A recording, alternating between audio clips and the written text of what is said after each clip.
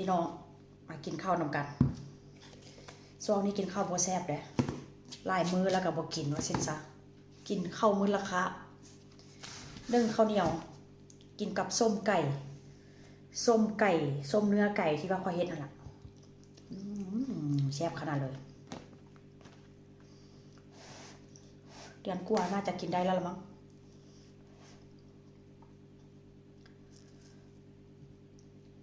ทอดเด้อพี่น้องค่อยบ่ค่อยกินดิบ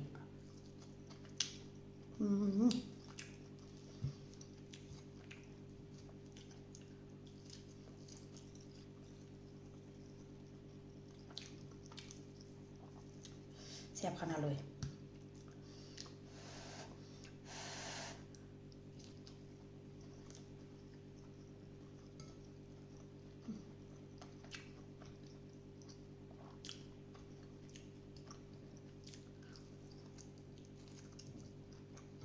มันวันเข้าบ้านได้เลยเด้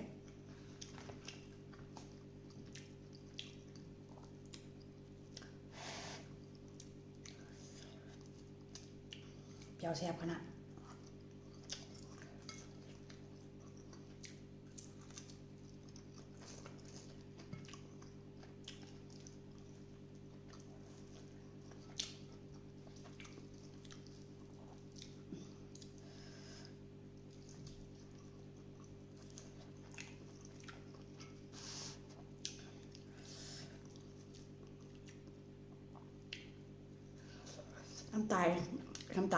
น้ำตาน้ำจิ้มน้อยเผ็ดไร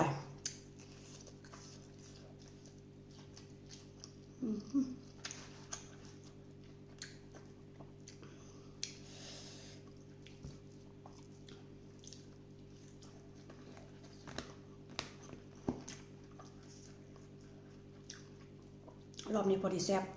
บ่เค็มบ่จางบ่นัว